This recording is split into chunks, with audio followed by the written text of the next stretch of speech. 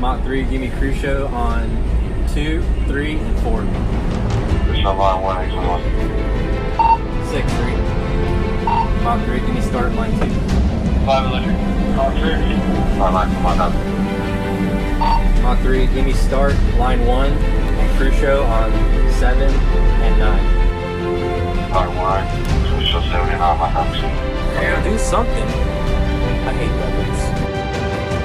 Super Ops, line 3, Reservoir, Avionics. Super Ops. Line 4 is code 3 for engine vibe. Fuck. Hey, so I started a Patreon because frankly, this stuff's getting expensive. Nothing will change the podcast or the blog if you don't subscribe, but if you want early access to episodes, monthly AMAs, episode shoutouts, voting on podcast topics, and all kinds of 20 Years Done gear, head over to patreon.com/20yearsdone. Okay, so today I'm once again joined by Vic Mora, who was my group commander at Luke Air Force Base from 2012, 2014, right? Yeah. I don't remember 2012 very well because I think I didn't get any sleep. So I remember 2013 and 14 much better. So he joined us on episode 14, where we kind of walked through just a lot of thoughts on leadership and stuff. And then we actually had a patron subscriber ask for a discussion to be had on administrative actions, rebounding from demotion, Article 15s, LORs, referral EPRs, all of that stuff. And that's one of the kind of the perks of being the top tier subscribers is every once in a while they get to ask for topics. And this is the topic we got. So thanks to JT Owens for submitting. So, we already kind of deconstructed your career last time. You'd been a squadron commander, a group commander, I think twice, right? Yep. Right. And then you ended in USAFE as the A4 for USAFE? Deputy A4, yeah. All right. So I guess, we'll kind of start with, as I'm going through law school and I'm learning about the law, certainly I apply it to the UCMJ and military law, which eventually at some point I'm going to kind of deconstruct that. I got to find a JAG attorney that's not afraid to come on, which may not be a thing. So we'll see. But, and certainly as an airman, I didn't understand the interplay between UCMJ, Article 15, courts martials, and administrative actions that commanders could kind of take as a discretion. So could you walk us through, we'll just do a simple DUI scenario where a guy gets pulled over for a DUI, like a staff sergeant or something. He hasn't, let's say the case is off base or something being handled by that jurisdiction. There's no UCMJ. What can a commander do to somebody that gets a DUI like that? Yeah. Okay. So before we get into examples, Chris, I'd kind of like to, let's go ahead and break down the difference between an administrative action and a UCMJ action, because perfect. They're handled by two different organizations with the Air Force, right? So if you're talking about UCMJ and Article 15s in general, you're talking about what the staff judge advocate and the ADC deal with. When you talk, and so there's I think they're in the actual AFI for Article 15s is 51202. Now, I didn't remember that. I actually had to look it up to make sure that some of the stuff I want to talk about is still in there. That's the procedural book for Article 15s. And so that all comes out of the SJA side of the house. When you talk about administrative actions, letters of counseling, letters of admonition, and letters of reprimand, that's all in the personnel side of the house, and that all comes out of the 36 series of AFIs. And so there are two separate avenues that we work through when we're dealing with disciplinary actions, and they generally come together, right? Because if there's an Article 15, oftentimes there's some sort of administrative action, or there can be an administrative action such as a demotion or a separation that comes behind that, right? Right. So that's kind of the important thing to keep in mind. I would also want to comment, you mentioned how you're studying law. Military justice is similar in many ways to civil law, but it's very different when it comes to specifically Article 15s, right? That puts the responsibility entirely on a squadron commander who generally does not have any legal training or background beyond what they get in their commander's course. And B, it's really very limited in the amount of punishment that can be meted out based on a particular person's rank. So for example, if you're a squadron commander and you're a major, there's very little you can hit a master sergeant with, right? So those usually bump up to lieutenant colonels. And so the other thing is when you talk about a squadron commander, and I think it's really important to understand that authority that the military gives to a squadron commander, right? In essence, you're part investigator, you're the jury, and you're the judge. So you're responsible for the whole thing. Now the good thing about it is it's faster. It's a great way to deal with minor infractions to maintain good order and discipline. And I think the overall lasting impact is much less than a court-martial would be. The bad side of it is that there's not really good training for it. My experience, I was probably fortunate in that when I was a captain, my squadron commander brought me in on any kind of non-judicial action that he was considering, so that I at least had some exposure to it. But you know me, I'm pretty thorough, some would say anal in my approach to things. And so I always had the manuals for courts martial in my office. Every Article 15, I opened it up. I read the specific articles to make sure that the elements were actually in there. And so I was very confident when I went through an Article 15 proceedings that that the evidence was sufficient to come to the conclusion that, yes, indeed, the member did violate articles, whatever, in the UCMJ. So let's pause there just 1 second. Yeah. I'm curious, how many commanders do you think do that? Like review the elements and really objectively look at the information to decide if the standard had been met for this offense?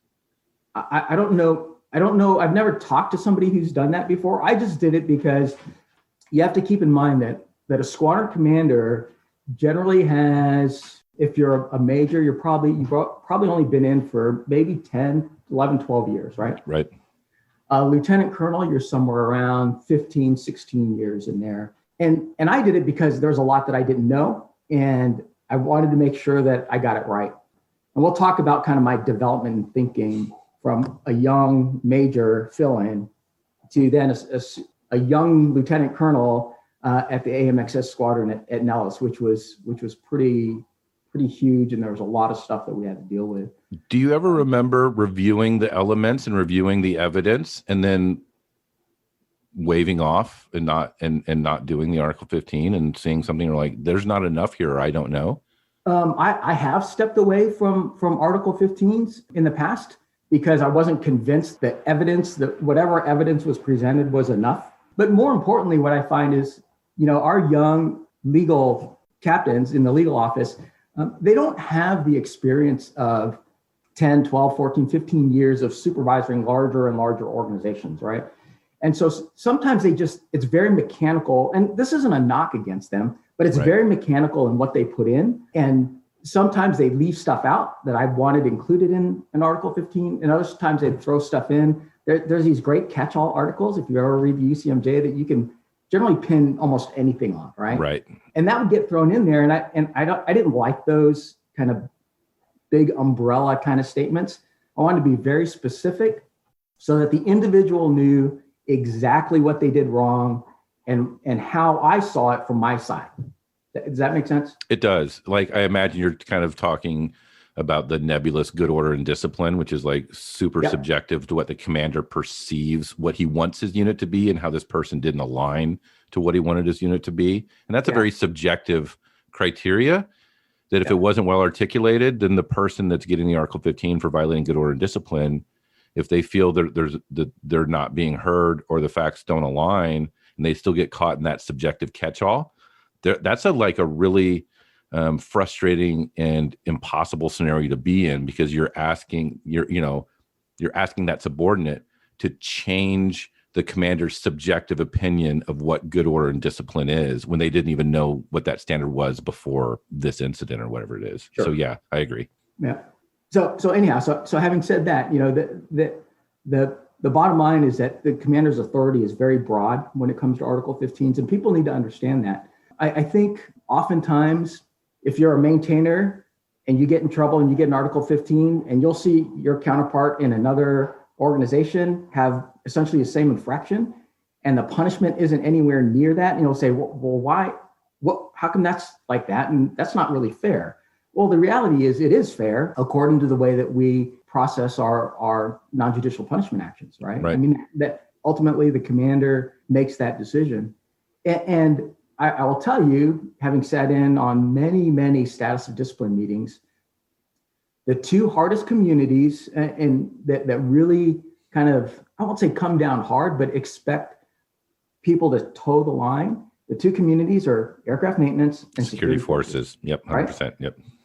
I've seen master sergeants in Korea bust curfew and nothing more than a letter of reprimand. Whereas if you're an airman, probably an Article 15, probably a suspended bus, definitely a fine. Right. And so you just need to understand that.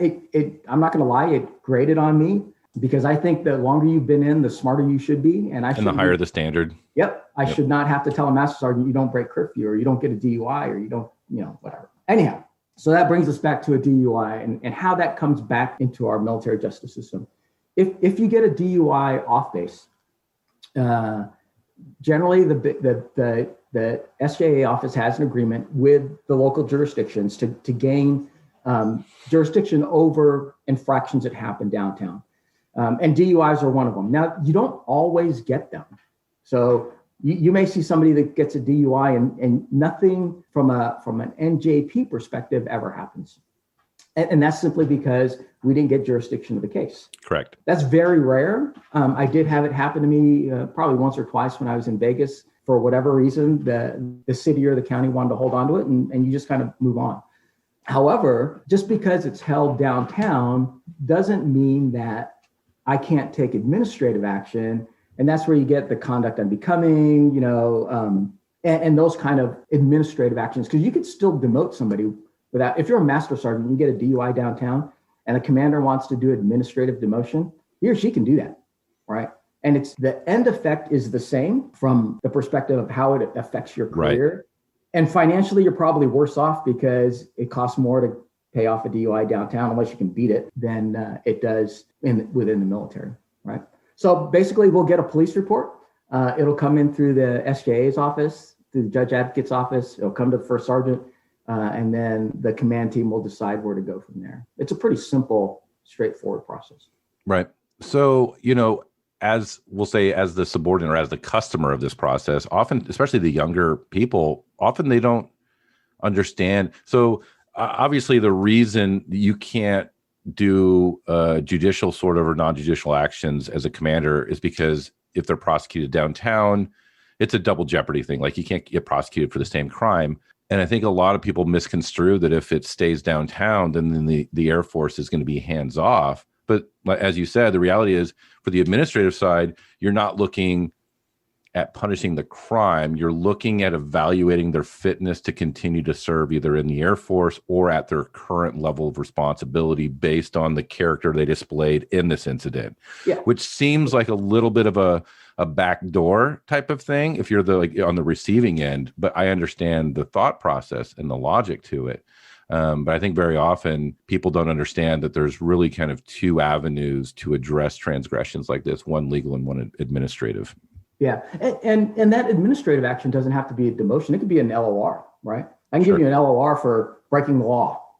And there's nothing that anybody can say to contest that LOR because you broke the law. I mean, you could offer your rebuttal, but at the end of the day, you broke the law and I'm giving you a reprimand for breaking the law. What's interesting, too, is if you look at the reg, which I'm sure you did on LORs, it says like the first sentence, while there's no standard of proof required for a letter of reprimand, commanders should, by the preponderance of evidence, being able to show it. So it's really interesting that there is not a standard of proof, at least in writing, but I would like to think there's a standard of proof as a commander, as a supervisor, that you're not issuing LORs unless you can have evidence and kind of prove and show. But I know from my experience that sometimes LORs just come about without either it being true or being accurately portrayed, or the supervisor commander doesn't know the whole story type of deal. Well, yeah, I mean, LORs are really nebulous. And I remember the post not too long ago on Facebook on the Senior NCO Airman page, talked about some guy, I don't know the rank or gal, could have been a gal, but got an LOR, and everybody was commenting on the member's rebuttal. And I don't know if you remember this one. It was like an airman or something, right? What's that? In his rebuttal, it said like this isn't true. Yeah. So one of the things I was going to make a comment because one of the allegations was that the member, the impression of trying to avoid work. And I thought, that's the stupidest thing ever to write. How do you write? But in an LOR, you can put stuff like that, right? Yep. Now, if it were me, my rebuttal would be, show me which article of the UCMJ I didn't know that I violated, because there isn't one.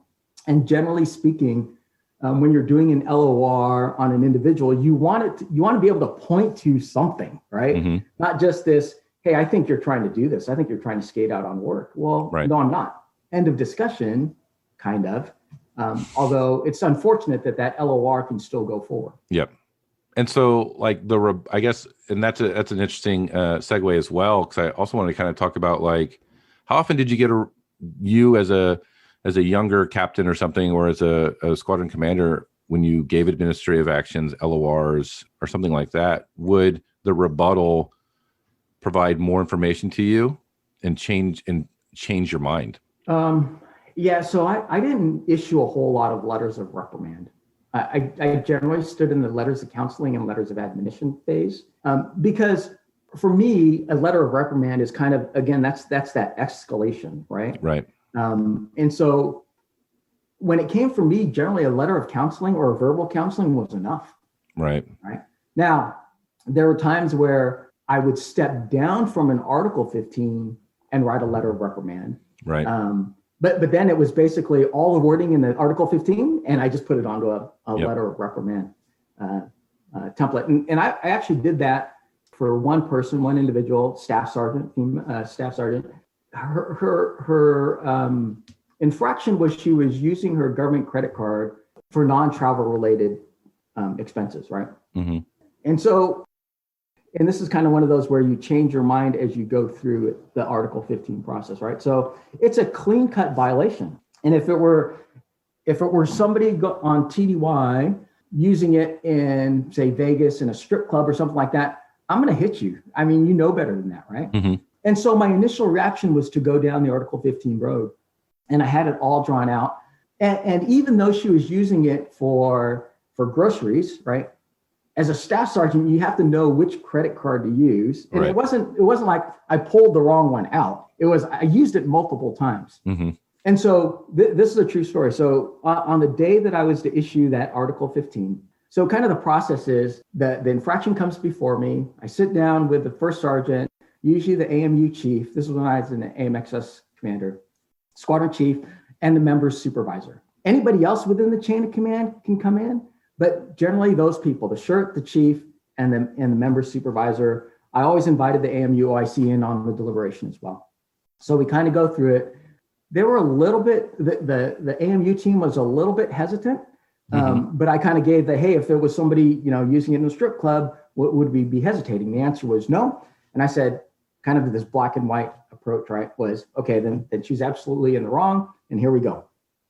On the day of the Article 15, her supervisor came in. He was a tech sergeant, somebody who I respected in the organization. And keep in mind, the organization at AMXS at that time was 1,100 people. Wow. So just the fact that I knew the tech sergeant, that says something. That tells you something, right? Yep. And he came in and he goes, sir, I just gotta ask one more time. Do we really need to do this? Right? And I said, what do you mean? I mean, we kind of had this discussion already. He says, let me tell you something, right? You can do this, and I'm paraphrasing. He says, you can do this and we'll all go away and nobody's gonna think evil of you, think bad of you.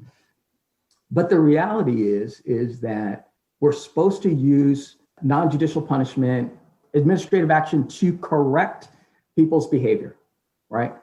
And he said to me, this tech sergeant looked me straight in the eye and said, you do not need to do this to correct her behavior. She's got it. Just like that, all right? I looked at him. I said, okay, hold on. Stopped everything. took that Article 15, literally in my office, took that Article 15, typed it up into a letter of reprimand. And so they're sitting outside for a few minutes. So they don't know. Like the shirt and the MU chief, they don't know that the whole script just changed then, huh? No, the shirt did because the shirt was in Okay. there too. Okay. But the gal standing outside, the staff sergeant standing outside doesn't know what's going on. So I change it. I literally change it on the spot to an LOR, right? I bring her in and I show her the Article 15. I said, this is what I had prepared for you. I turned it over, right? And I said, Tech Sergeant so-and-so convinced me that you learned your lesson. So what I have for you now is an LOR, right? And this gal was, I mean, she's very quiet, unassuming, and really the only reason she used her credit card, yes, she's in a little bit of financial difficulty, and yes, she should have known where to get help, et cetera, but she was too embarrassed to ask for help. Yep. Right. So now that is an indictment on us as an organization. That she felt she couldn't ask. Yeah, you're right. Yep. Yeah. So I have, I've walked away from more than a handful of Article 15s. You know, the other thing to keep in mind is that we have scant evidence when it comes in, but it's enough to think we've got a clean case. Nobody goes forward with an Article 15 if they don't think they have a clean case. Nobody goes fishing with an Article 15 because then you just look stupid, right? But the reality is you don't always have all the information. And I think one of the places where people can help themselves is when you're asked to if you have anything to say, maybe don't say it right then at the beginning, right? But go to the ADC and say, hey, I want to give you my side of the story. I want to give the commander my side of the story. And it may help, right? It may help the commander come to that decision of, no, I don't need to do the Article 15. Because once you start going down the road, the momentum has a tendency to take over. It's true.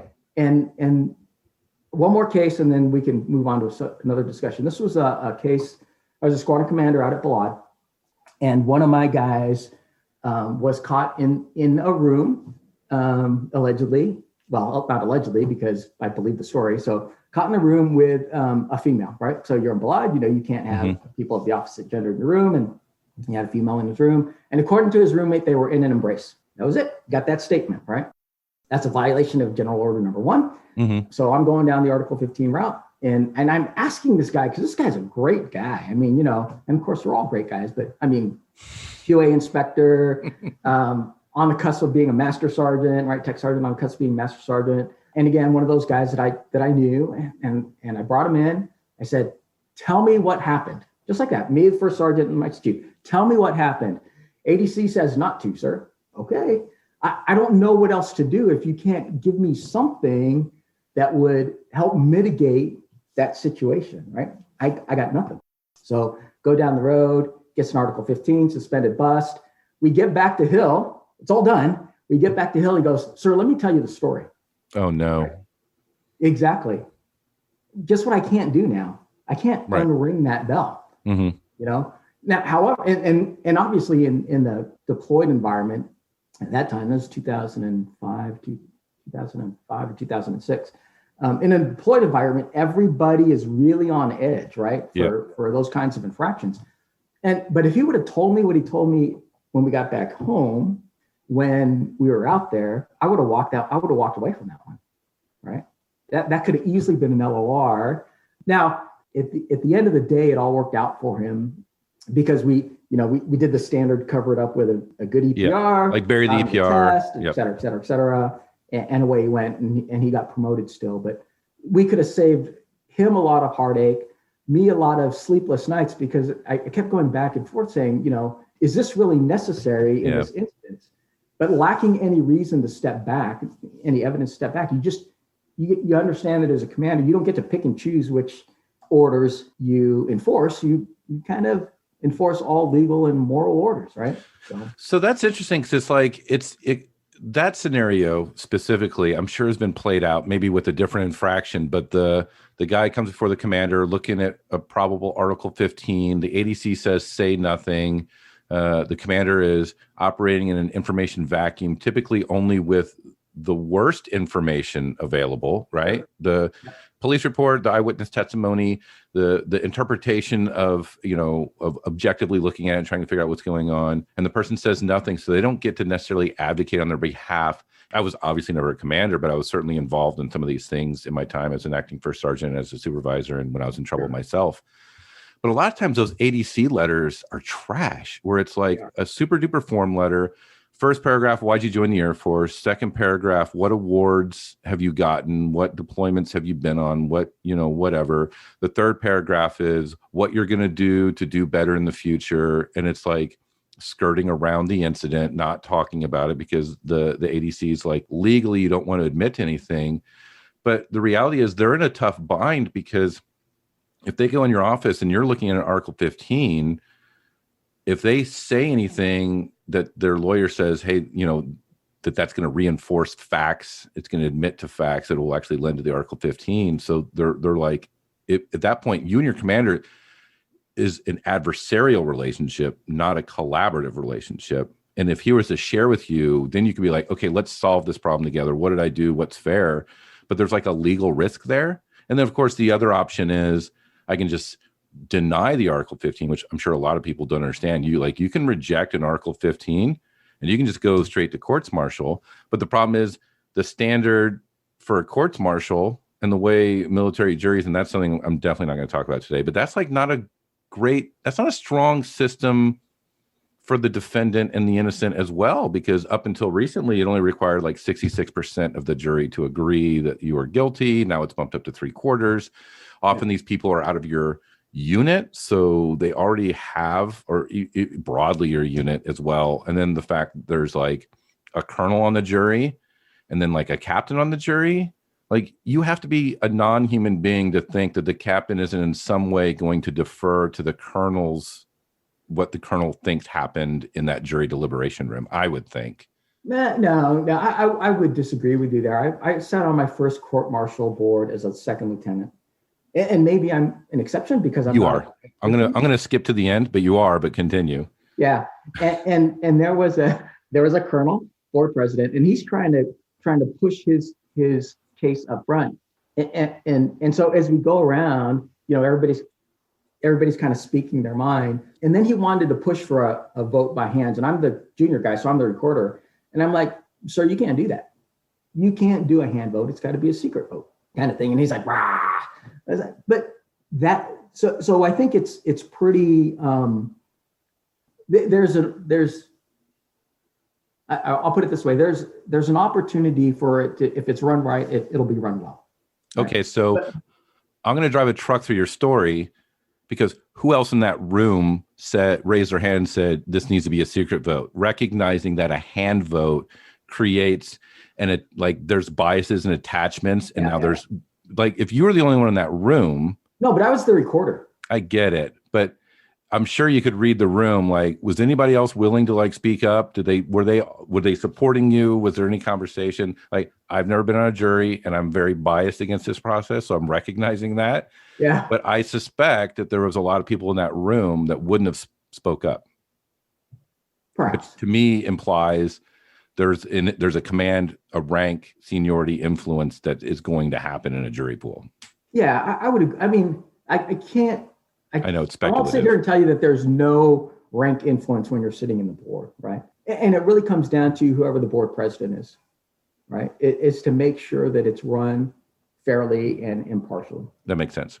So I guess, but back to what we're talking about, like that person is, I think what it really, really comes down to is if you have enough trust in your commander, it can overpower the recommendation of the ADC to say nothing. Like if it was me and you, perfect example, it was me and you in 2013, after we had worked together a while, let's say I got a DUI or whatever. If I was standing tall, I know you're a group commander, we'll just lower the ranks a little bit. Like, let's say I was standing in your office and you're like, Chris, what the fuck happened here? Like, I know you well enough to know that I would have gotten a fair shake.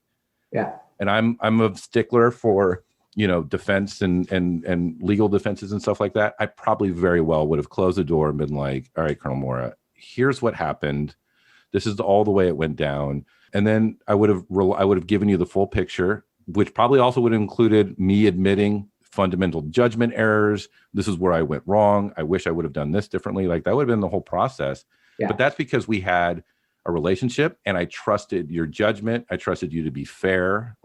So I'm not saying that for this guy that didn't exist, but I think in order for this system to work the way you're envisioning it, where somebody is going to come to you and kind of go against the ADC's recommendation, because the risk is that can be used against them in a courts martial.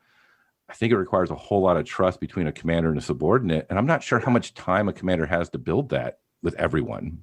Yeah, but so let's look at it from the member's perspective, right? And understand that when an Article 15 is first offered, there's a whole legal team that says this one's stick. Yes. Right. And to be honest with you, I didn't have any article, and then it's up to the commander's judgment, right? So there is appeal authority to the group commander, but we're going to talk about that too, by the way. Yeah, that almost never. I know we're going to talk about how it never happens too, but although okay. Anyhow, so by the time that Article 15 is ready to come out, or you're going down that road, right? The evidence is stacked against you, number one, right? Number two, as a member, you need to look at the evidence. That's your right to know what evidence the commander has. I don't know if people actually do that or not. I'm assuming they do because the ADC has the package as well. And oh, by the way, right, you have to trust in your command team. If you trust the ADC over your command team, you're making a huge mistake. Now, I say that because of how I ran my command team. Sure. Right. But the reality is if you don't trust your commander, you don't trust your first sergeant, you don't trust your AMU chief or your squadron chief, man, it's time to get out. You're describing the last 3 years of my career to a T. So I would have definitely trusted ADC over all those people you just listed. So it happens. Well, so would you say your case is an anomaly, the rule, or the exception? So mine was, I think, an extreme end of the spectrum, just because of how dramatic, I'll say, it all played out, right? Yep. But I don't think the fact that a commander was heavy-handed and presumed guilt over innocence, or a shirt wasn't an independent counselor to the commander. He was just a facilitator of whatever the commander wanted to do. He wasn't like an actual voice of the enlisted. Yeah. AMU chief who had at some point lost his courage in his quest for chief. And when he got chief, he didn't know how to have courage again. Mm. And then at that point, if you have those three people heavily stacked against you, then a tech sergeant supervisor coming in and advocate, like in my situation, I was the master sergeant section chief, and I came in and said, I'm very concerned at what we're doing, when we're doing it, and the evidence that we have, especially when there's more evidence that this guy is completely innocent and we're just railroading him. And like, I know I was unique because I was like, torch all the fucking bridges. I don't like these people, and I'd rather sleep well at night. But I was also the exception in that scenario too. Very often, people that were concerned about impressing these people in the room and making rank would not voice dissent. And it was a complete echo chamber. And for the unit I was in, the trust was low. And like I said, my situation was dramatic, but through my writing, through the podcast, and through interacting with a lot of maintainers on different mediums, I feel like that unit dynamic wasn't necessarily the majority, but it wasn't nearly as small as a minority as it should be. I think there's a lot out there, is what I think. Yeah, that's unfortunate. Because my viewpoint is singular. Right.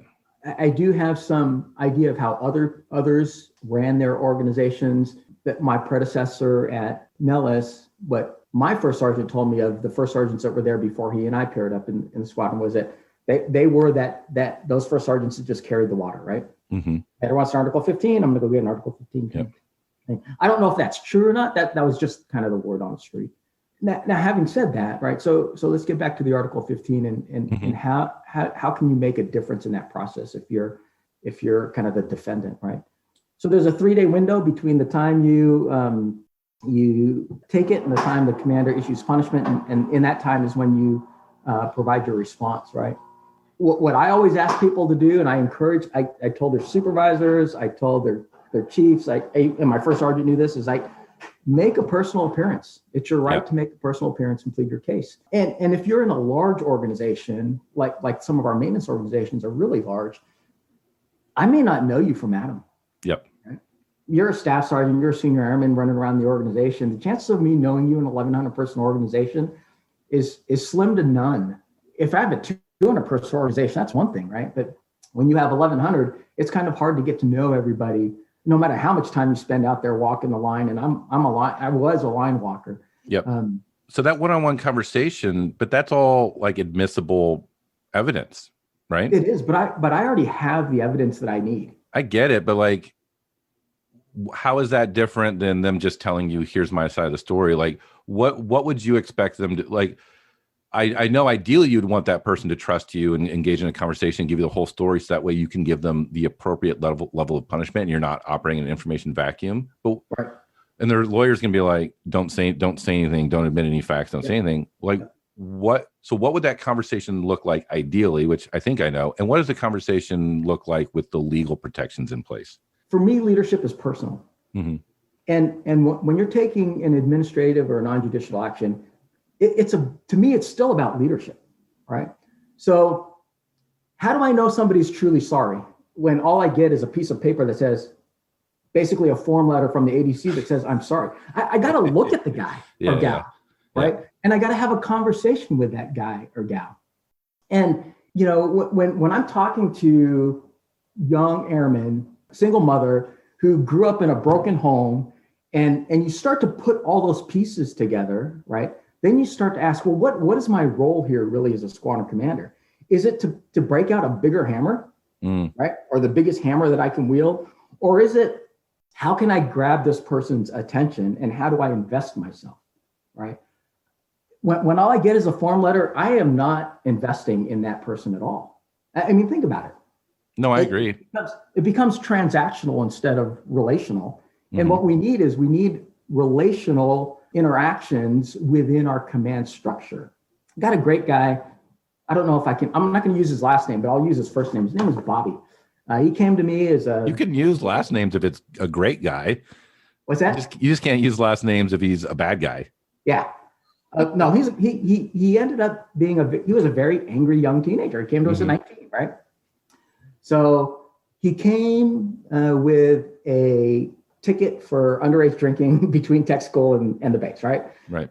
Whatever, I don't care. Well, he's 19 years old. Very opinionated. And as we started kind of working through that, he was kind of mouthy, right? So I got an LOR for mouthing off to his superintendent. Oh, you know what? Maybe we did do something with that. We must have given him something for his underage drinking too, because he was on my radar from the very beginning. So we you're probably aware gave of him it. an LOR. I don't think we gave him a 15. Anyhow, so we're having this conversation with him, and he got an Article 15 for something. I can't remember what it was now. But anyhow, fast forward to dorm inspection day, right? So he gets a dorm inspection, and there's a bottle of wine, an empty bottle of wine or something like that in his room, and beer in his fridge or something. And so I brought him in. I go, really, Bobby, on room inspection day? It wasn't like it was a surprise, right? He goes, yeah, I just forgot, right? I mean, I just forgot. Now, when you talk to his work performance, he was on time, he was learning his job, et cetera, et cetera. So we start processing the Article 15 for, having alcohol in his room, et cetera, et cetera, et cetera. And then he thinks we're going to kick him out, right? So we actually started down that road. But I don't know if you know Jack Adams. He was a weapons chief. I don't. He was one of those guys, and he was a command chief. And I've known him for many years. And he once said to me, we can't kick everybody out, right? You just can't kick everybody out. That's a bold statement. He's just starting out on his or her career. So we told him we were kind of going down this road of separating him, and he already had his mind wrapped around it. And so the process is working its way through, and it takes about 2 to 3 weeks to process an administrative separation. Midway through that, Jack Adams' words came back to me, and I stopped the whole process. I brought him in, and I told him, he's standing at attention. I said, hey, I'm not going to separate you, right? And he was actually angry because I think part of him just said, screw this. He'd given up. Yeah.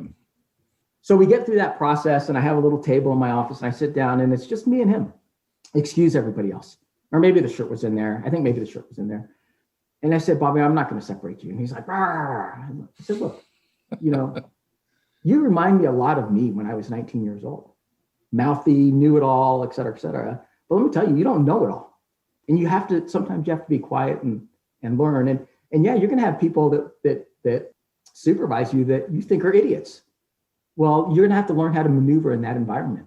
And it's not just in the Air Force, that's in life in general. Yep. So I said, here's what I'm going to do. I'm going to send you on a deployment, right? He was on the deployment. He was off the deployment because of his impact. And I said, I'm going to send you to Balad.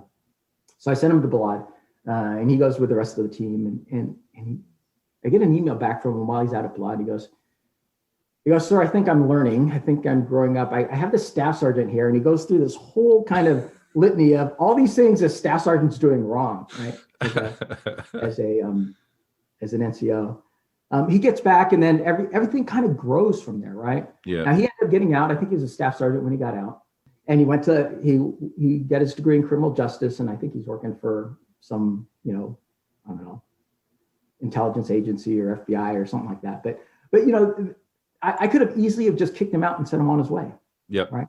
But I would like to believe that holding on to him just that little bit longer allowed me to get to know him, allowed him to get to know me and understand that the world's not all against him. Yep. And yes, it took time. I was in an MOS at the time, so that's a small squadron, 200 people. I had plenty of time to do stuff like that. But when it came to going to AMXS, I tried to keep that same approach, tried to understand where people were and where they're coming from. And I'll tell you, the guys at Nellis that were in that AMXS would probably say, he's full of shit. Because they nicknamed me the Smiling Assassin. Yep. I have the shirt. What they didn't see was all the stuff that I walked away from, or all the deliberations that you're never a party of.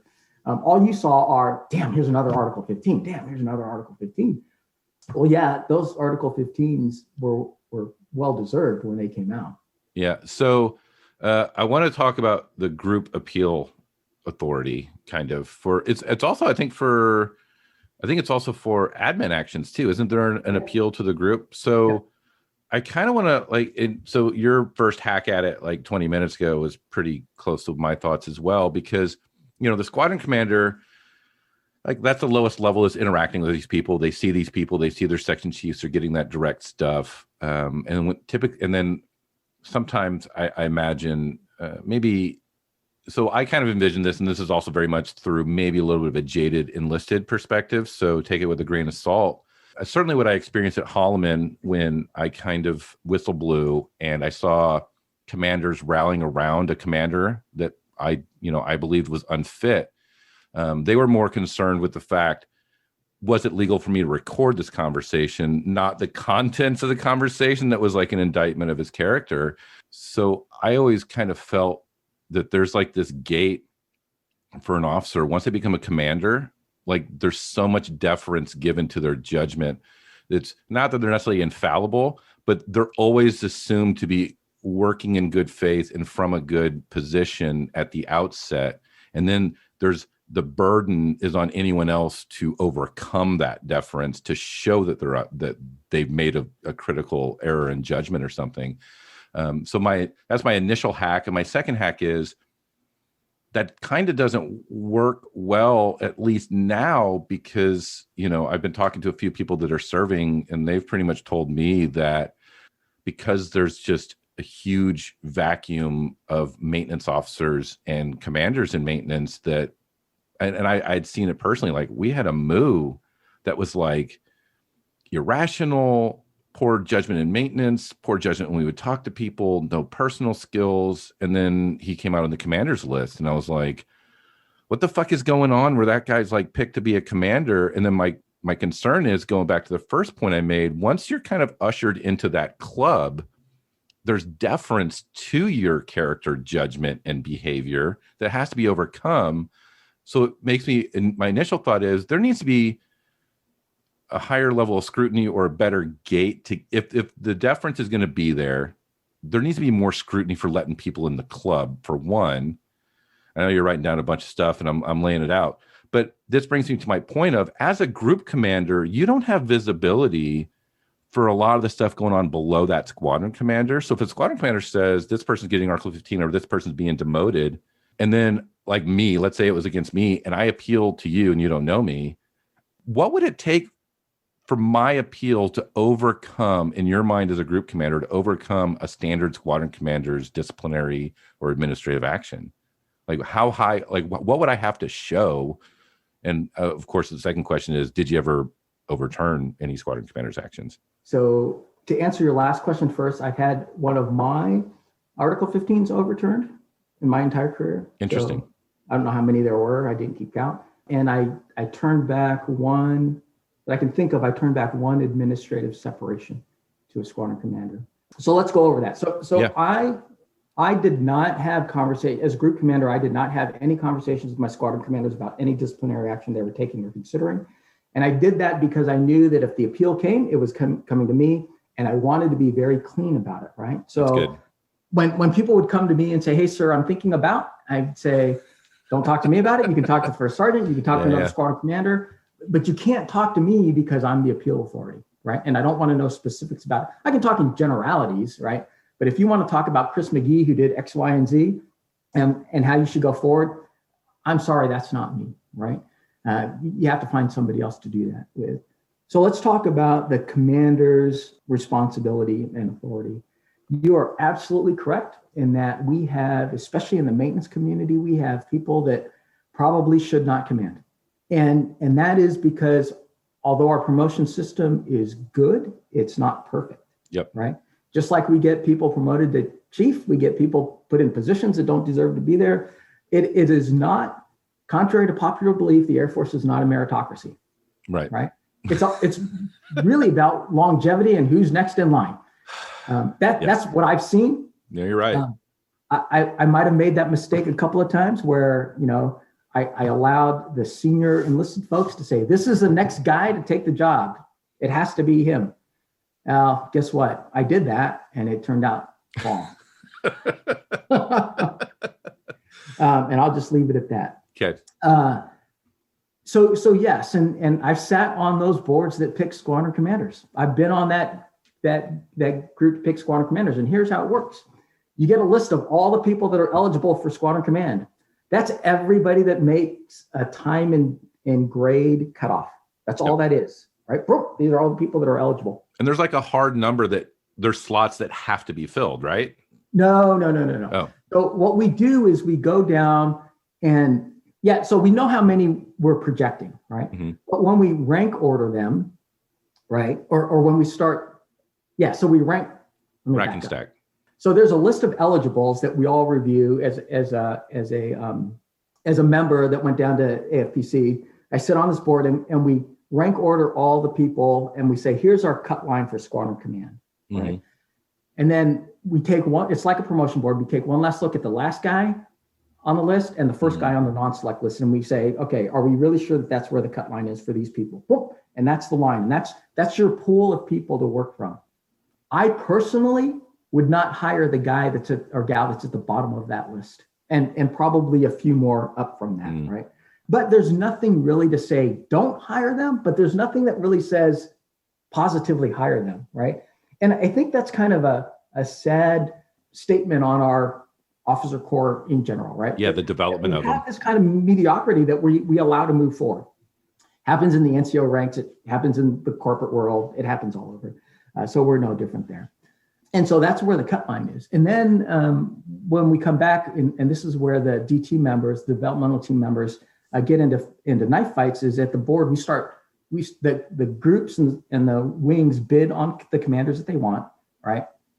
And then DT member from the command takes it forward to the board, and we start kind of going back and forth about where we think the best fit for this individual is.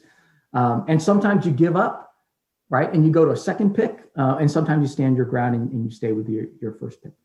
Now, the problem with that is, just like any other order of merit, there are folks that are lower in the order of merit that end up getting selected for jobs. Right. And those are the folks that probably aren't as well prepared to command. I went to command late. I went to command because I did my staff tour early as a senior captain and junior major. I went command late as a senior major. And then I pinned on lieutenant colonel in my second year as an MOS commander, which is very, very rare. You don't see that. Plus, you had your enlisted time as well. What's that? Plus, you had your enlisted time. Yeah. So I kind of went into command a little bit older. When you talk about a brand new major going into command, right? A year or two after pinning on, not sure what the cutoff is now. You're asking a lot from that young commander, right? Now get a first sergeant, at least like some of my first sergeants, right? Who were forced into the first sergeant in career field. Yep. Right. Or who don't, or who are still learning themselves, right? And what you have is this kind of mix of inexperience, lack of maturity in some respects, and not a whole lot of guidance and mentoring. Yep. Within the community. And I think that's where it really falls short. So that's my spiel on squadron commanders. We need help. I'm not going to lie. Just like we need help in our NCO and senior NCO development, we need help in our officer development as well. What's the bar to overturn an Article 15? It has to be based on the preponderance of the evidence. First of all, is there a protection society? Perhaps. I didn't see that. I could see where somebody outside would say that. But I'll be honest with you, I ran solo a lot as a squadron commander. Right. It was just me talking with my first sergeant, sometimes talking to the command chief or the group chief when I was a squadron commander. For me, my group chief at Hill was Brian Janroy, and he was a guy that I talked to about just about anything. Because I wanted another perspective. Yep. And generally speaking, your group chiefs are the kind of the graybeards of the group. And so that's who you talk to, or the command chief, which tends to be a little bit more, not so much the experienced graybeard, but it tends to be a little bit more political, I think, when you get to for real. Yep. So I don't know. I can't speak to the Squadron Commander Protective Society. I think there is a sense of don't attack the integrity of the system, right? In other words, if it comes across as you attacking command authority versus confronting a commander, I could see the command structure rallying around protecting command authority. That's interesting. Right? I don't see it so much, my Vic Mora's perspective of protecting a squadron commander. Mm-hmm. Now, is it tough to overturn a squadron commander's final decision? For me, it wasn't hard if I saw a lack of evidence, or if I saw what I would consider malice or bad faith on behalf of a commander. But I generally didn't see that.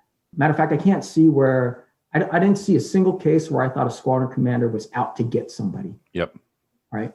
It may feel like that from from the individual's perspective. Even in the case that we're tap dancing around, like my case, we're tap dancing around now, I didn't think that he was out to get or had malice. I think that he had established a narrative, and he was like pressing on with what he thought happened. And then as more evidence kind of came in, I think he just didn't relinquish his original narrative. Yeah, and that's where he ran afoul. That wasn't like he was intentionally trying to destroy somebody's life. I mean, it was a good kid. He did know him before. There was no background there to like justify that. I didn't think that was happening.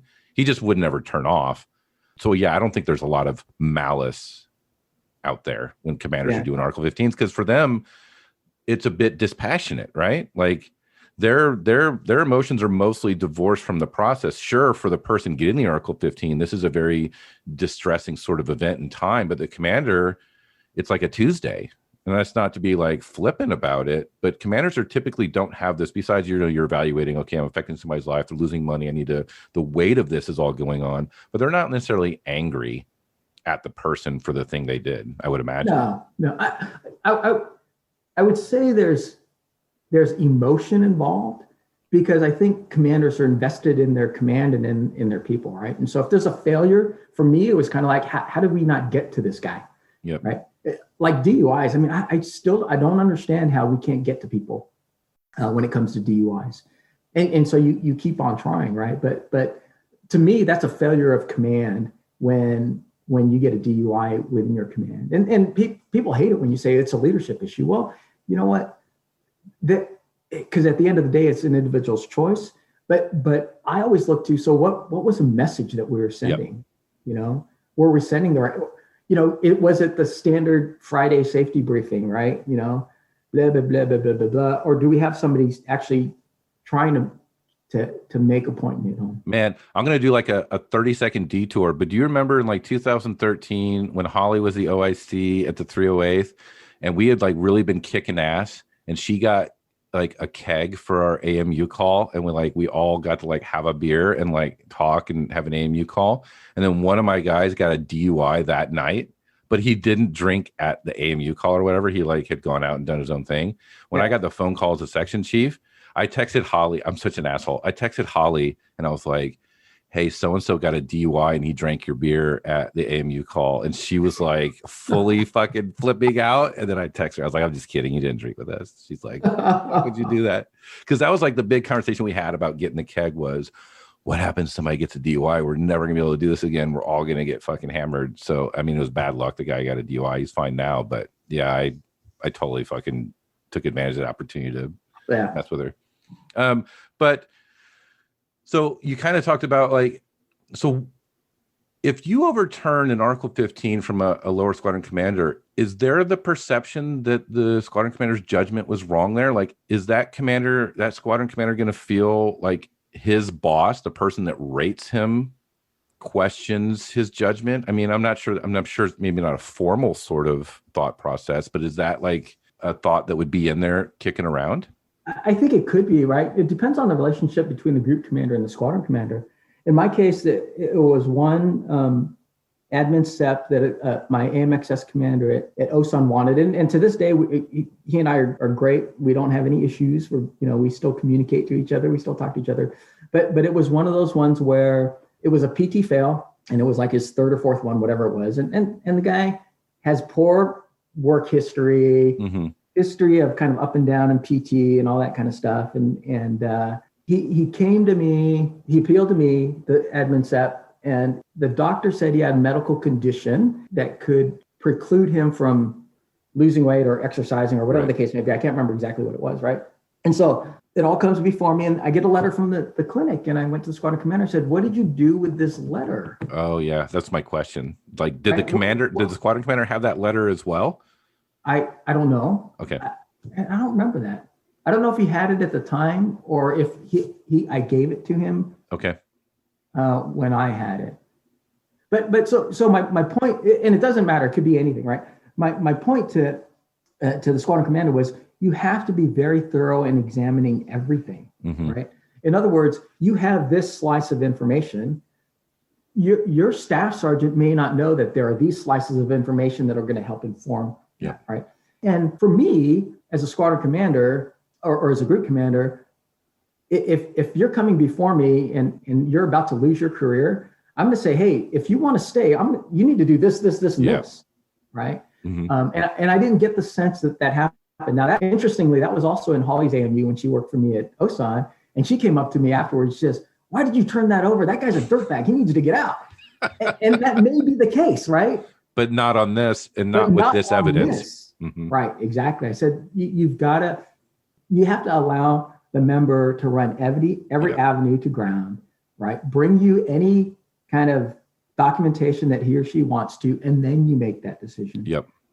Where I think we need to go the extra step is help them understand what the things are that they need to bring back. Yep. Right? In other words, it sounds kind of silly, right? But Chris McGee gets in trouble.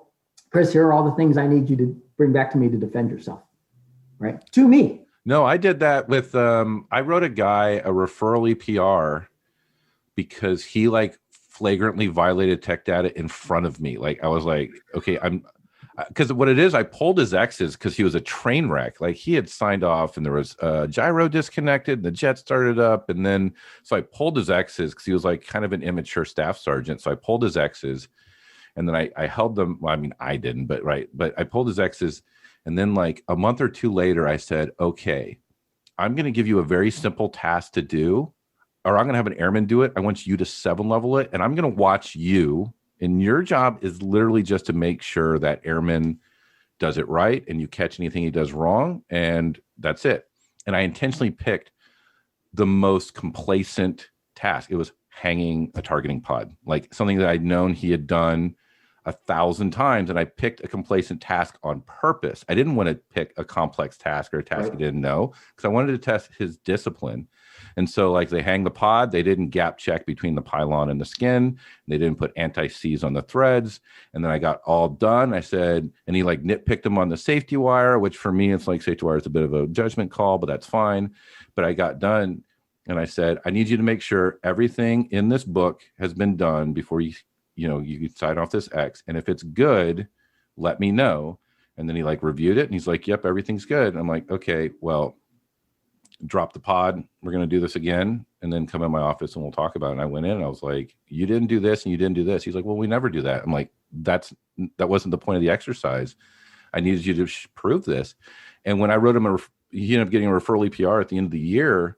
There was like 2 incidents and his rebuttal focused solely on the one, and it didn't address like that TO violation, which was the justification for the other. And he gave it. I mean, I didn't write his EPR. I was the the senior that was getting the referral to me.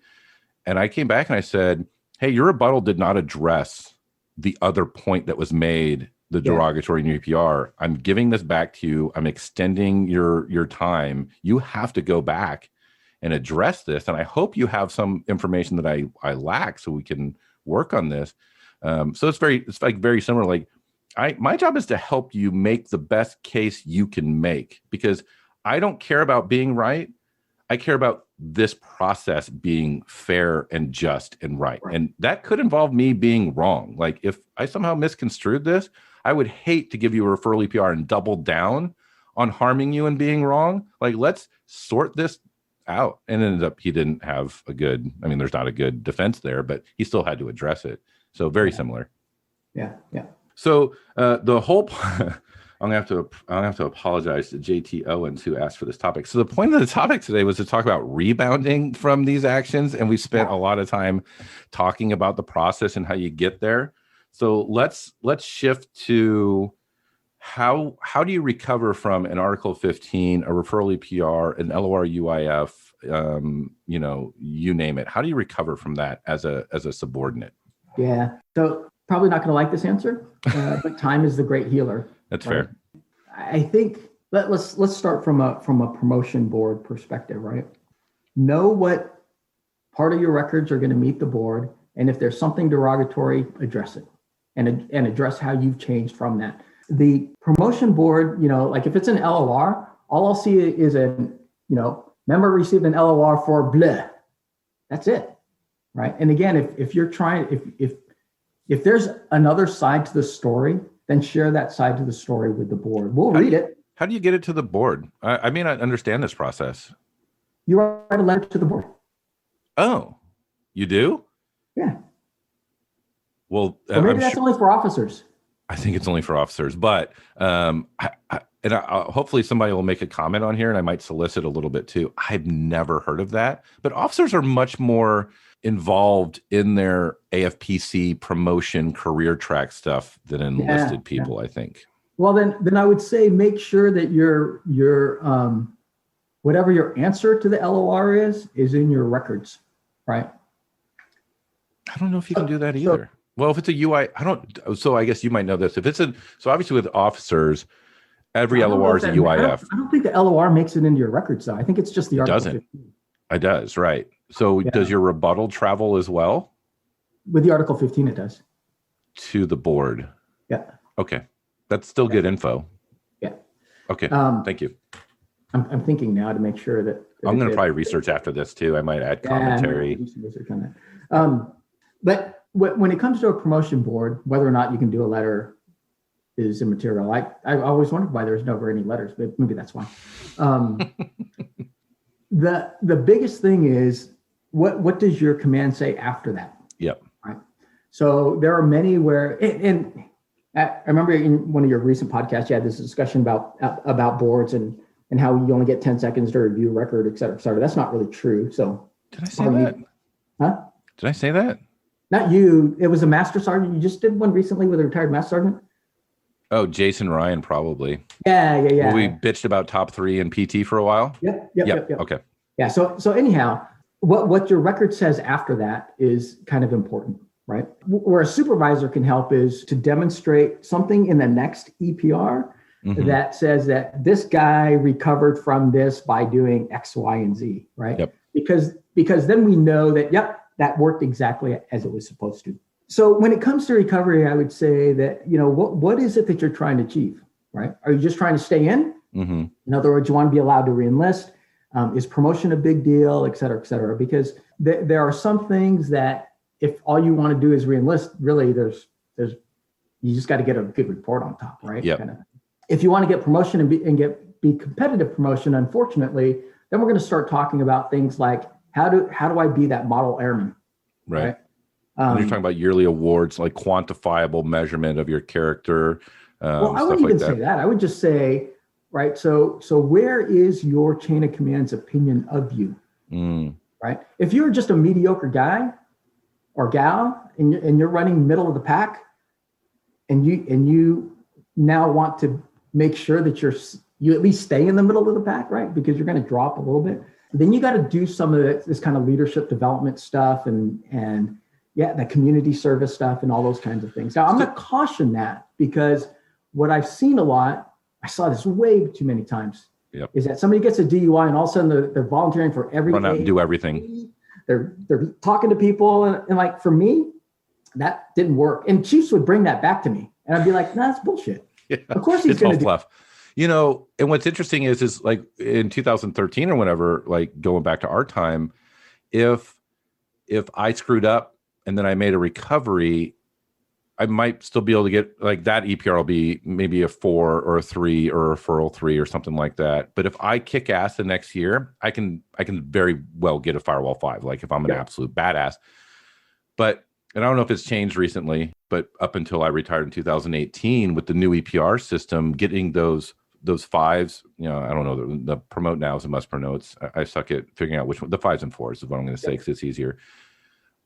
We were instructed to look back at sustained performance over the last 3 years. So now in order to get, even if like 2013, I get a DUI, whatever it was, and then I murder it. When I say murder, I mean, 2013 was arguably like my highest performing year in the military. The impounds, all the things I did, I was killing it. I was operating far higher than I thought I could, which I attribute to a good leadership team that was supporting me. Like that was probably my own, in fairness, my only firewall 5 year in my entire career, even though I got firewall 5s. But if I had the rule then that my EPR was based on the last 3 years of sustained performance, and that DUI was in those last 3 years, then my leadership's going to go, yeah, he killed it. He is by far our best guy this year, but he got the DUI last year. And even though that EPR is closed out, we're looking at the last 3 years. So does the new system or how we're treating the new system make it harder to recover from these actions when your leadership is told to look back at sustained performance? Yeah, so that's for the promotion recommendation on the form, right? Right, That's not for the annual evaluation. The annual evaluation is for that time frame. And so yes, you can, right? And again, the commander gets an opportunity to say something about you. And if he wants to give you or she wants to give you a definitely promote and you've got an Article 15 2 years back, then he or she should say something so that the board reading it will understand. I've seen the guy, the record, I won't say the guy, the record of mediocre performance, right? Gets a job on the commander's staff. All of a sudden that guy or gal becomes the definitely promote dude. And I'm like, no. It's a brown noser. Yep. Easily now, picked out. Those are very rare. I'll be honest with you. You don't often see that. And when you see that, right, that commander loses credibility right away. Interesting. From me sitting on the board, looking at a record, I go, that commander has no credibility. And usually for me and my panel members, because for the Master Sergeant board, it was a colonel and 2 chiefs that sit on the board and review the records. Those oftentimes cause splits between commander or between me and the. Because you're making an inference about the commander's judgment, and they might still just be looking at the marking. Exactly. I don't know how that has anything to do with recovery, but We were talking about like, because to me, it seems like it might elongate the recovery time compared to how it was before, where you could snap to a high rating immediately and bury and like quickly bury. It could. I mean, it's kind of like when I first sent you the response, the whole thing about recovery is up to the chain of command. Yeah. Right. You can only do so much. And here's what I would say you should do if you get an Article 15 or an LOR, because to me, those are the kind of the two big heavy impacts on those sides. Number one, if you are wrong, admit that you are wrong. And don't give me the ADC's formal letter. Yep. Right. Don't say sorry and not know what you're being sorry for. It's like the husband telling the wife, honey, I'm sorry because you want to stop arguing. Yeah, I said that on one I did it on the Scott Frisco podcast. I don't know if you listened to that one, but it was, I hate it when I call up customer service when something's screwed up and they say, I'm sorry you feel that way. Like, hold up. Don't be sorry for how I feel. You screwed something up. Apologize for your fucking behavior here. Right. And that's similar to what you're talking about. Don't dance around in a letter. I'm sorry that, that these events happen. Like, I'm sorry that I failed to do this. I should have done this. I knew better. Deconstruct it and go, okay, this was the cognitive flaw. I mean, I don't know if they can phrase this way, but this is how I arrived at this decision. Yep. This is what I've done to mitigate how those errors in judgment I made going forward. This won't happen again for these reasons. Yeah. Usually what you get is, I'm sorry, I won't do it again. Right. Right. And those are about meaningless. The other thing I would say that is, and backing up a little bit in the process, is who's writing your character reference letters, right? So if you're a staff sergeant, you get a bunch of staff sergeants to write you character reference letters. It doesn't carry a whole lot of weight. So if you're serious about, and so kind of in the middle of the Article 15 process, if you recognize that you did wrong and you can convince somebody of consequence, right, to put their name on a piece of paper, and say, Commander so-and-so, here's what I know about this guy. And then make sure that guy or gal that's writing your character reference letter has all the information that the commander has, right? Don't. I've been in the Air Force for 22 years. I knew this guy 15 years ago. Doesn't help.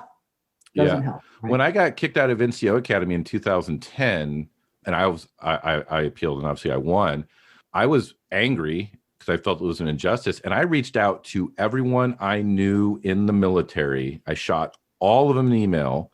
And I said, I got a disciplinary release for cheating from NCO Academy. I didn't cheat. If you want more information, please let me know. And then I sent the email out and I stood up to use the bathroom and I got a phone call from Kevin Traw at the Pentagon going, Chris, what the fuck happened? And I told him, here's exactly what happened. I was like, I definitely screwed up. And they initially gave me an LOR, and I felt like an LOR was appropriate because I had some errors in judgment, but here's the facts and here's how, there's contributory stuff going on at the school. And he wrote a letter, and I had 2 lieutenant colonels, a major, and I went all the way down to airmen. I wanted to show the full breadth of all the people I worked with. These are the people I trained. These are the people that are my peers. These are my immediate supervisors. This is my commander. And these are people that were my commanders previously. This is what they have to say about me. So do with it as you may. And I think I ended up with 40 or 50, which might have been a bit over dramatic for NCO Academy, as it turns out. But I was like, fuck this. And I pulled out the stops and it worked. And also my letter was, I made a mistake, but there were systemic problems at your school. Your house is not in order as well. And this is what you should do going forward. That was the way I broke it down. But I also admitted right away, I had an error in judgment. I should not have done this, and I was wrong. However, I think an LOR was appropriate initially. That's really how I did it. So to scope that down, I would say that if you're in at the squadron level and you're operating at that level, it's got to be somebody that the commander trusts, right? The commander trusts this individual's judgment. It's not somebody that's always coming to bat. That and there are AMU chiefs out there. They'll come and defend their airmen every single time. That guy or that gal, guess what? No credibility with me when it comes to actually trying to save somebody, right? Trying to get me to alter. So I would say that make sure that your character reference letters come from somebody that actually has some wasta, for lack of a better term, right? That reputation with the commander. Get and this is a tough one because not all shirts are created equal, right? But if there's anybody that knows how the commander's thinking, it's going to be a first sergeant. Right? Yeah. Find out from the first sergeant, hey, how do I approach this? I want to apologize for my transgression, and I want the commander to know that I'm going to do my absolute best from here on out, right? What's the best way to do that? For me, it was, hey, come in and talk to me, right? And here's the other thing, right? I'm walking through your AMU, right? And I know you now because guess what? You know, your face is on is one that's recognizable. Don't hide. Yeah, don't run away from me, right? Hey, sir, how's it going? Kind of thing. And again, you're trying to make sure that you're building that relationship and maintaining that relationship with the commander. So accept, make sure you get good character reference letters. Admit you're wrong. I would say making a statement on your behalf in person. You're allowed to do that by the AFI. I will tell you that maybe less than 5% of the people actually came back and talked to me at any time during the process. Now, I got it. There's an intimidation factor there, right? But if you're the master sergeant or the tech sergeant trying to help a young airman recover, rehearse it with them. Yep. Go in there, tell them, help coach that person through that so that they can stand, and they're going to be nervous as all hell. They'll probably wet themselves, right? But what you're trying to do is you're trying to get that commander to see that you are a person, not a number, right? You're not a case. Yeah. You're not another problem to be solved. You're an individual who made a mistake. And I think that could go a long way. This is going to sound very trite. Do your job and do it well. No. Yeah, that's true. Right. I mean, we're not, you really don't have, in my mind, you really don't have to go above and beyond, right? Admit the mistake, move forward, right? Now go above and beyond if you're a star performer, for example, right?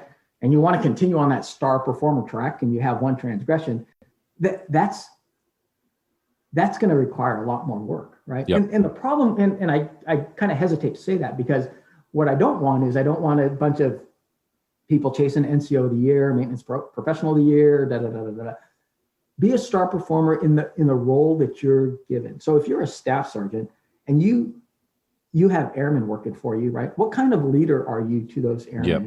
And then how does your supervisor roll your leadership skills back to the command team so they can say, yep, I get it. Right? Yep. And so I guess the takeaway here is it's a community effort, right, to earn your place back. Mm-hmm. And that community starts with your supervisor, your chief or senior or whoever, the first sergeant, the squadron chief, and then ultimately the squadron commander, right? Now, the danger, like you and I had talked about before, is that once that Article 15 is in your records, there are times where you're going to get caught in a force shaping, and that quality force indicator will kill you. Yep. And there's absolutely nothing that a commander can do. I've written letters to force shaping boards say, keep this guy. Why? I understand what his record says, and it didn't help. I know, and you're not the first to tell me that. And I saw when I was doing acting shirt in 2014 when a lot of that stuff was hitting. Like I had Bouchon Arnold, who was humble, hardworking, polite, smart, great care. Like he was it. He was. I like this is going to sound like I'm fucking blowing smoke. I promise you I'm not. Like there were times where I would walk in the building with him, like on night shift, and I would see the Chief Master Sergeant of the Air Force picture on the wall, and I would point to it and say, Arnold, when you're the Chief Master Sergeant of the Air Force, I want you to thank me in your like speech, like because I helped set you up for that. Like he was it. He was it. And it wasn't like I was blinded. Like his peers, his supervisors, everybody loved working for him. He was awesome. And he got kicked out because he was at 41 sit-ups instead of 42, and he had an LOR and he had that. And then I had another guy who wanted to get out. He showed up for like all the commanders were like meeting with them individually to give them the letter from AFPC to let him know to like soften the blow a little bit. The guy showed up with like his hair out of regs and he was retained.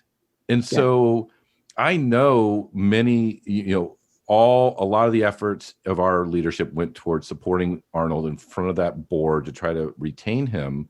So I guess my question to you is, why do they ignore the commanders, or why doesn't the commander's input have more weight, or why isn't it deferred to? Is it because the commander said they want to retain everybody, and then the board's like, well, we got to fucking kick out somebody, like we have to get rid of people?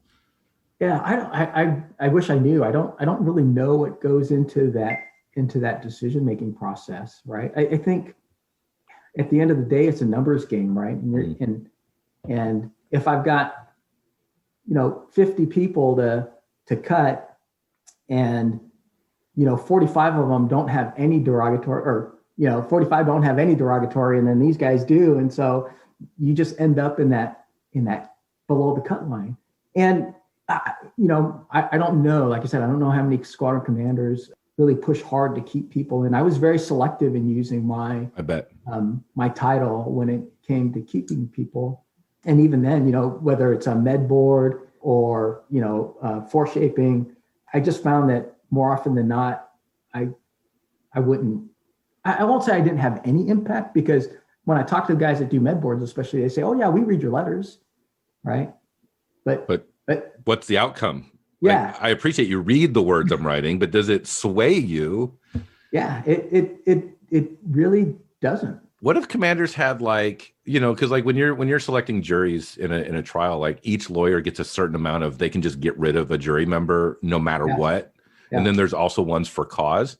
Like, what if nobody important listens to this. I mean, you're probably literally the most important person that listens to my podcast. I'll point that out right now. So you're only talking to yourself at this point.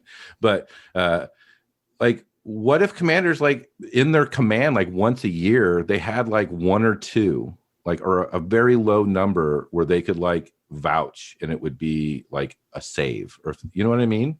Yeah. Yeah. Or is that just unwieldy because it's like too...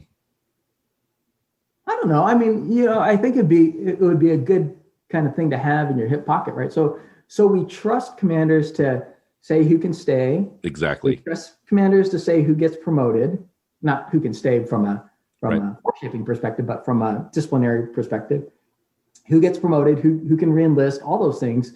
But when it comes to convincing this other board somewhere, it just doesn't, for whatever reason, it doesn't work. I don't know why. Because a lot of those units had like a lot of people. It was like some of those AMUs were like 12 to 15 people, I think, were affected by the board, the quality force board.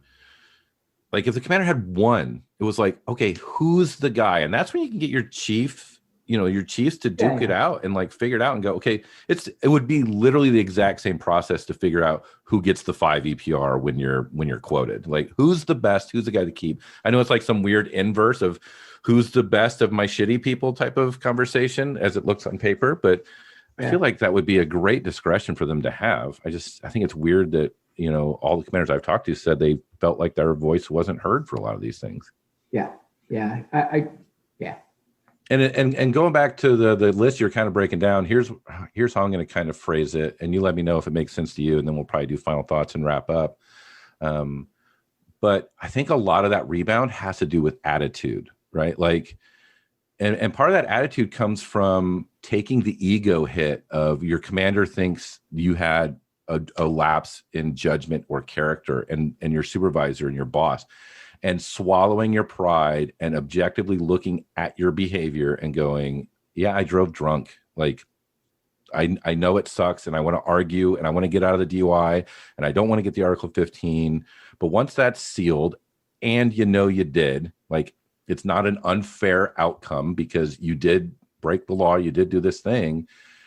Stop protecting the ego and trying to act like an injustice was done. I'm not saying people do this, but I think some people do this. Stop protecting your ego. Stop acting like an injustice has been done. Stop acting like your commander was out for you or nobody's taking care of you. Recognize that the situation you're in was of your own accord most of the time. Even if you got into a fight with your girlfriend and felt you had to leave the house and you drove drunk, like, yeah, you're going to be able to find all these sort of cognitive tricks to offset your dissonance that you're not a bad person and you don't break the law and you don't commit crimes. But the reality is, I think the sooner you reckon with the fact that you were wrong and you made a mistake, it frees you to grow from it because you're really looking at, like we said before, what led you to that unfavorable outcome or that event.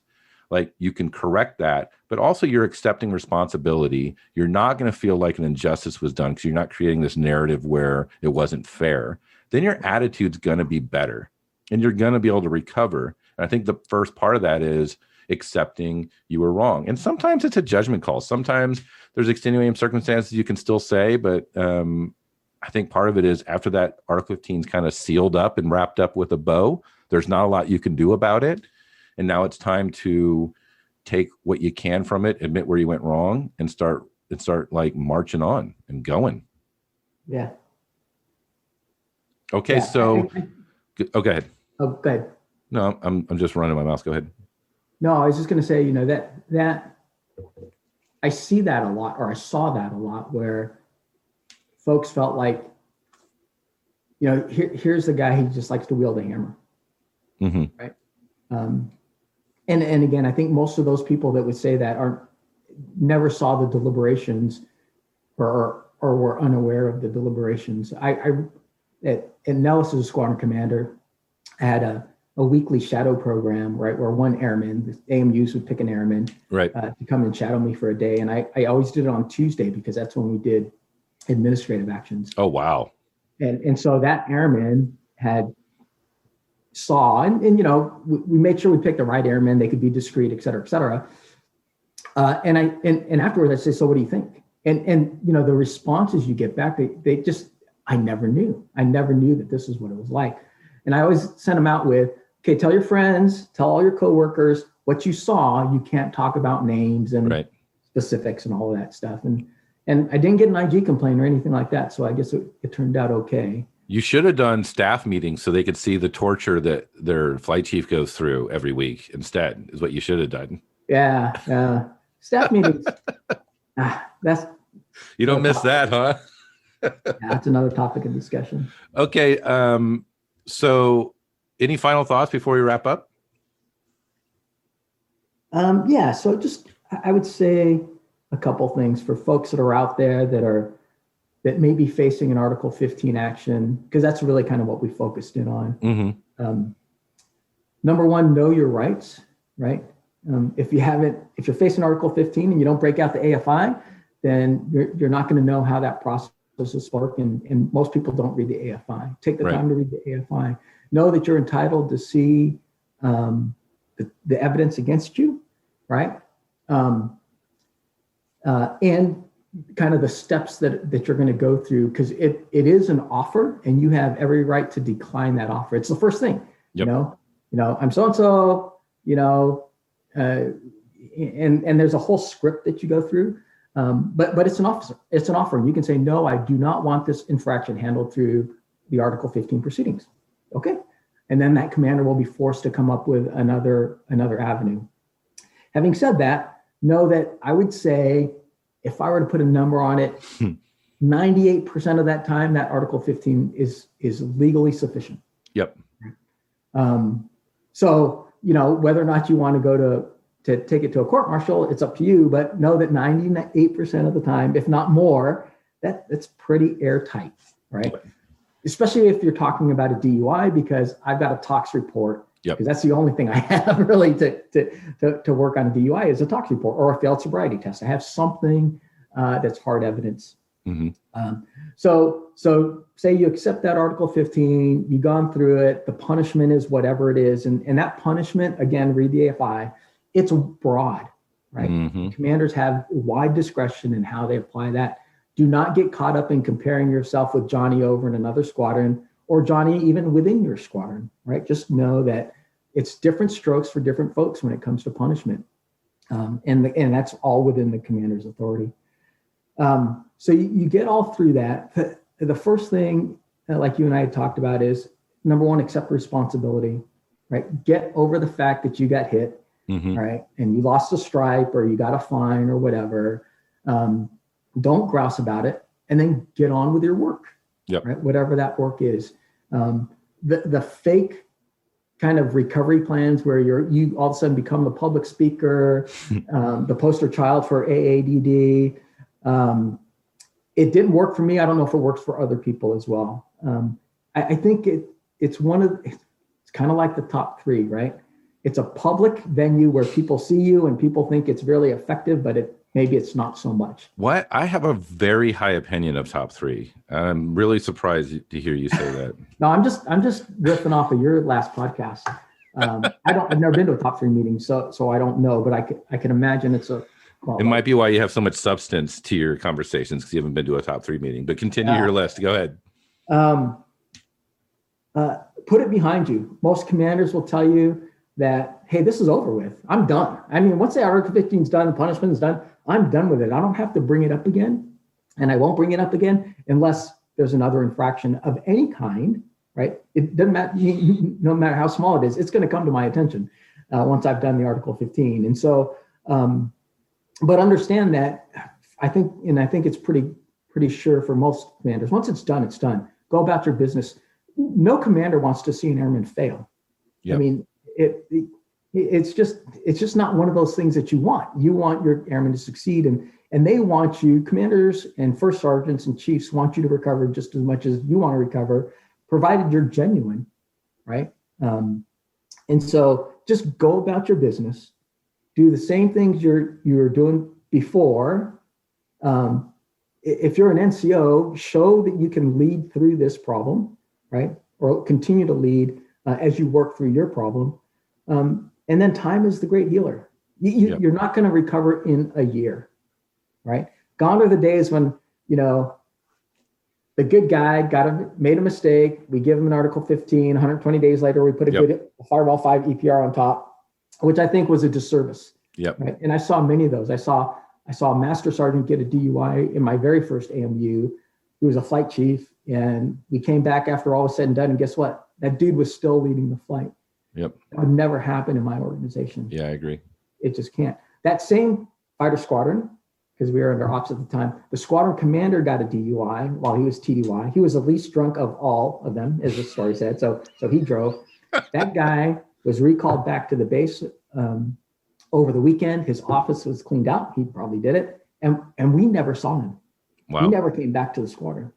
And so you can kind of see the difference in approaches there. But yeah, so at the end of the day, like I said, it sounds kind of trite, but do your job and do it well, and time will take care of everything else.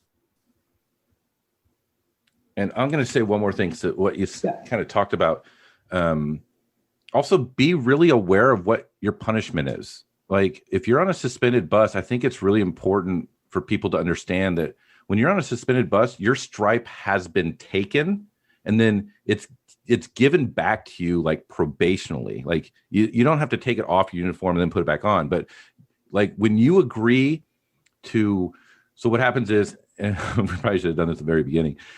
Like the commander lays out, like, this is up to all the punishment I can do for this Article 15. Do you want to accept that this could be everything I do?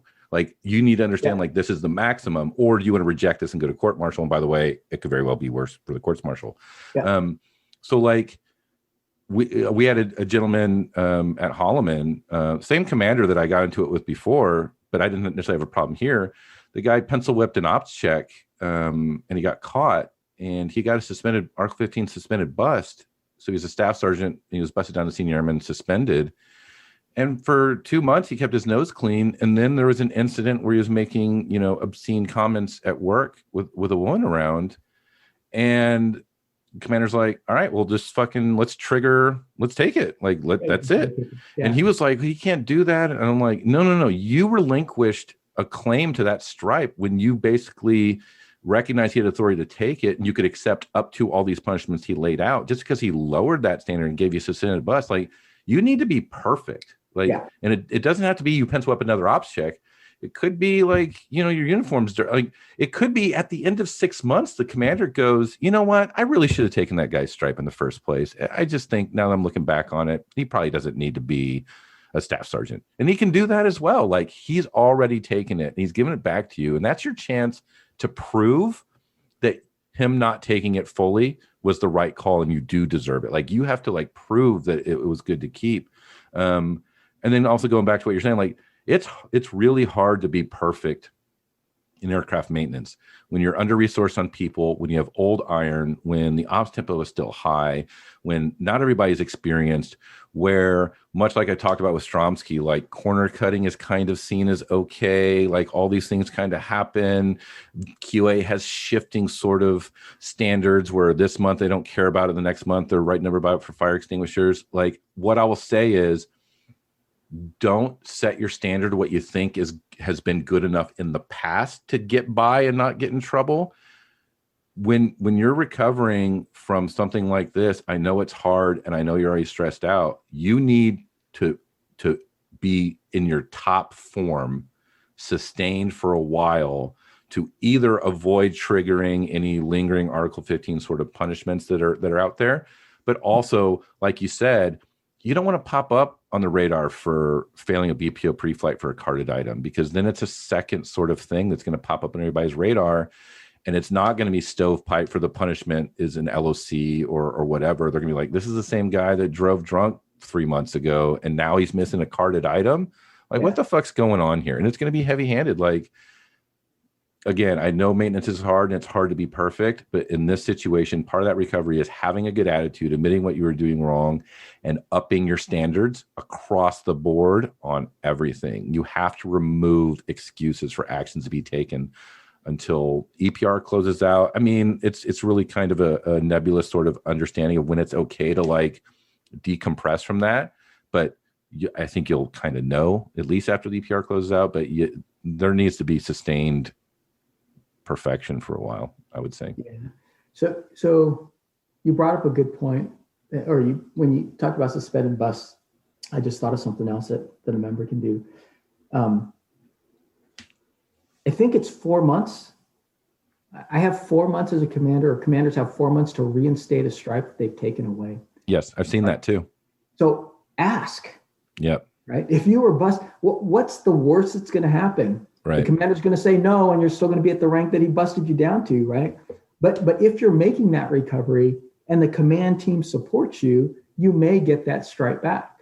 You know, it's a good point. I gave back one, and then that guy ended up getting in trouble again. I couldn't believe it. Was that the guy I know? No. Okay. All right. Well, we definitely went over on time, but it was all good. So Hopefully thank you. Huh? I said you need to edit for clarity on this one. I'll move all the times you say right, and then it'll trim it down to like 22 minutes is probably what I'll fucking do. Okay. Awesome. All right. Appreciate you joining me, Vic. And that's it. Adios. All right. Take care.